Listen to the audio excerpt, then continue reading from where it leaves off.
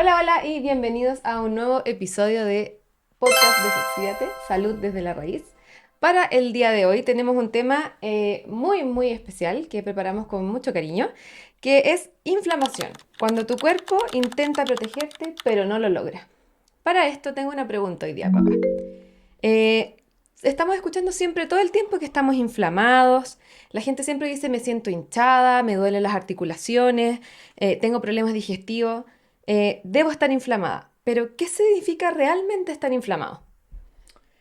La inflamación es una estrategia del cuerpo para defenderse de situaciones que considera amenazantes, ya sea de factores externos como gérmenes, virus, bacterias, o de algunos factores internos. Eh, ¿Y qué significa la inflamación aguda? Bueno, esa es realmente la inflamación útil, así como el estrés, que no está hecho para cronificarse. La inflamación está desarrollada para defendernos de una amenaza aguda, una bacteria o un traumatismo, alguna condición que hace que nosotros tengamos que reaccionar para defendernos y volver a la normalidad. Así como cuando me corto, por ejemplo, en la cocina, ¿cierto? Si te Mm. cortas o te dañas con un golpe, se produce un aumento de volumen de la zona, se produce un aumento de color rojo, se produce de calor, fiebre, hay una impotencia funcional, no puedes mover muy bien la mano y te duele. Todos esos factores configuran el cuadro de inflamación aguda. Ese cuadro tiene una evolución. Se genera por el traumatismo, se generan mediadores de la inflamación, el sistema inmune acude con sus células, se come los escombros, el tejido dañado, repara y todo vuelve al estado anterior. Esa es la inflamación saludable.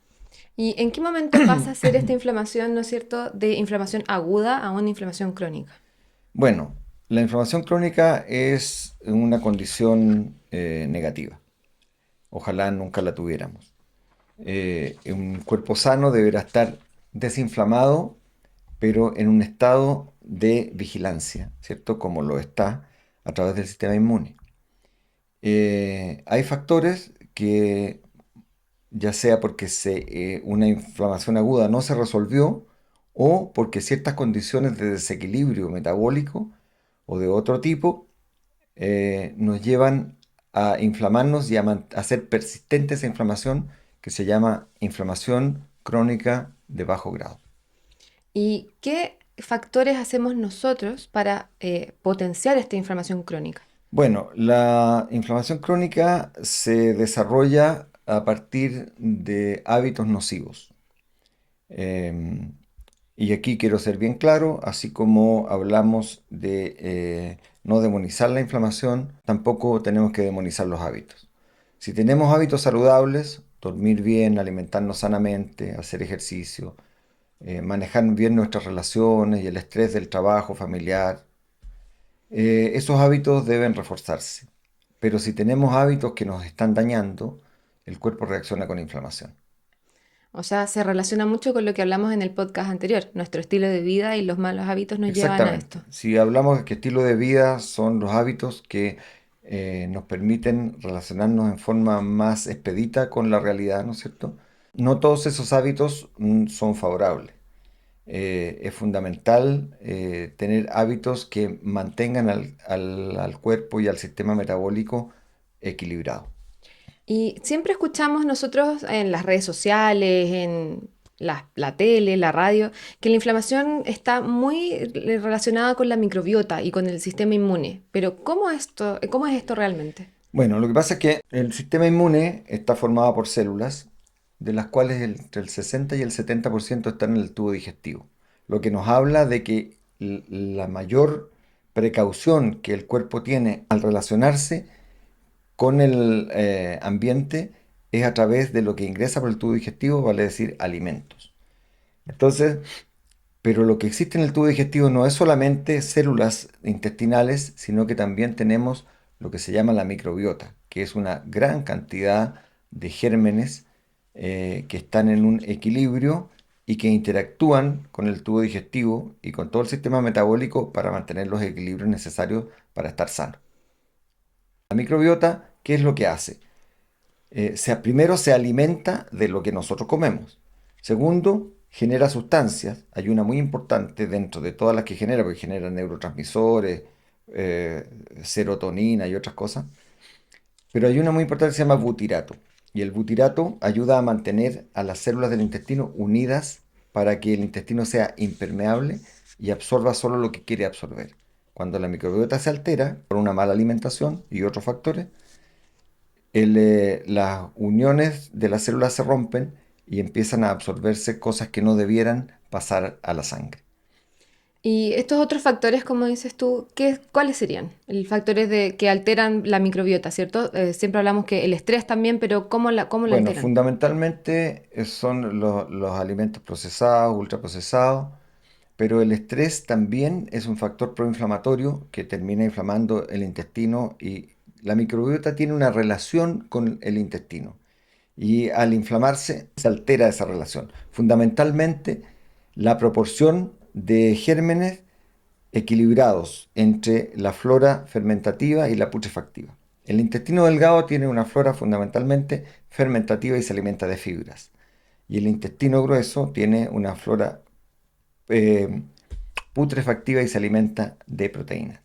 Entonces, cuando ingerimos tenemos un desequilibrio en la ingesta, por ejemplo, hoy día se come poca fibra Claro. y además tenemos mala digestión de las proteínas, Ujú. estamos privilegiando el aumento de la flora putrefactiva por sobre la fermentativa, lo que va a generar una serie de trastornos en el intestino y un estado inflamatorio mantenido en el cuerpo. ¿Y cómo podemos nosotros lograr disminuir este estado inflamatorio? ¿Qué podemos hacer nosotros desde una mirada integrativa? Bueno, desde la mirada integrativa lo importante es enfatizar que esa mirada es preventiva. También revisar los hábitos, modificarlos para tener una recuperación del estado de salud es importante, pero podemos también con esto recuperar desequilibrios que ya se hayan establecido. Lo importante en cuanto al estilo de vida es que los hábitos que nosotros podamos pesquisar que nos están enfermando, los podamos revertir. Y para eso tenemos que hacer un diagnóstico. ¿Cuáles son los factores que en general nos enferman? Ya lo dijimos primero, una disbiosis, o sea, una alteración de los equilibrios de la flora intestinal, que genera una inflamación del intestino, una alteración en la manera como absorbemos los nutrientes y una respuesta inflamatoria del sistema inmune. Eh, lo otro que la alimentación mal equilibrada genera hoy día en una epidemia es obesidad. Cuando tenemos obesidad tenemos grasa, especialmente visceral, que es muy proinflamatoria, porque las células adiposas de la grasa visceral están rodeadas de macrófagos, que son células del sistema inmune, que son proinflamatorias y están liberando permanentemente muchas sustancias proinflamatorias, especialmente la interleuquina 6, que es un desastre para mantener la inflamación. También la grasa visceral en exceso y su estado inflamatorio altera la resistencia a la insulina, aumentando la resistencia a la insulina y generando estados de hiperglicemia que también son proinflamatorios. Aparte de la hiperglicemia, tenemos el estrés, que también es muy proinflamatorio, y el sedentarismo. Ya hablamos un poco, ¿cierto?, de la inflamación aguda. ¿En qué momentos pasamos a inflamación crónica? Profundicemos un poco en esto.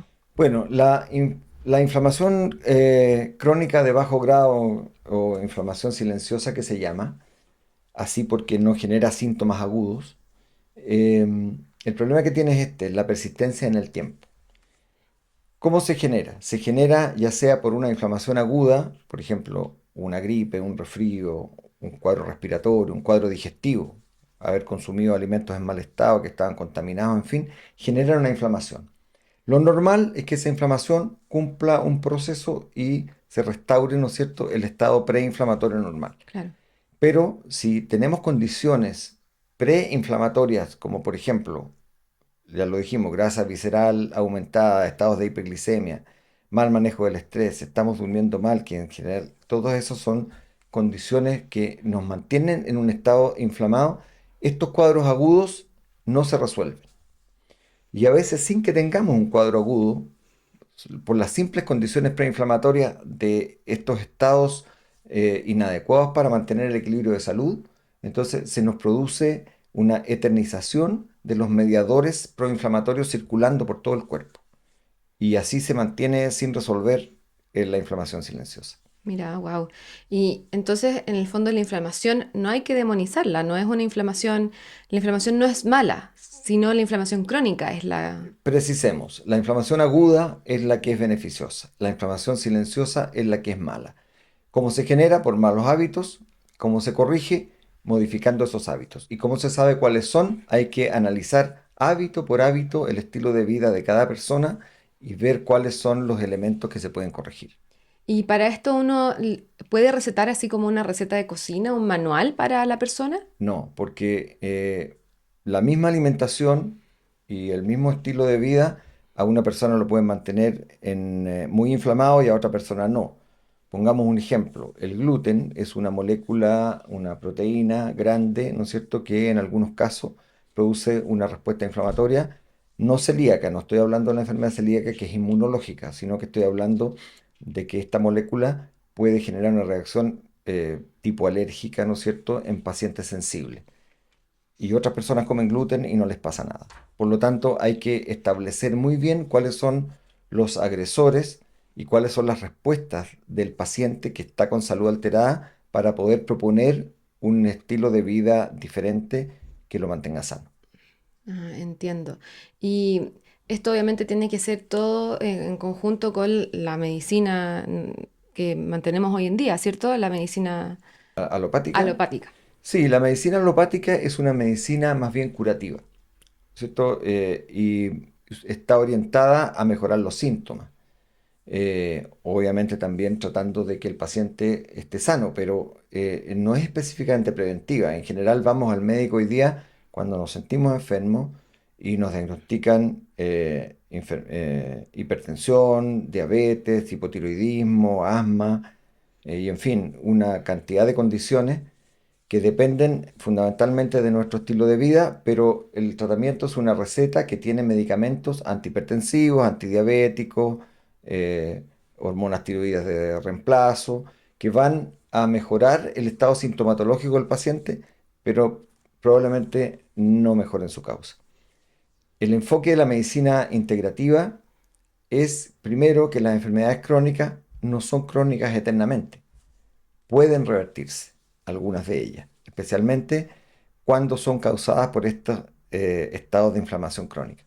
Entonces, tenemos que desinflamar al paciente y una vez que lo desinflamemos, abordando estos 5 pilares, que son la flora intestinal, el exceso de tejido adiposo, los cuadros de hiperglicemia, el estrés y el sedentarismo, cuando logramos revertir los hábitos que están afectando a ese paciente, vamos a desinflamarlo y cuando ya no hay un daño irreversible, el paciente se puede sanar.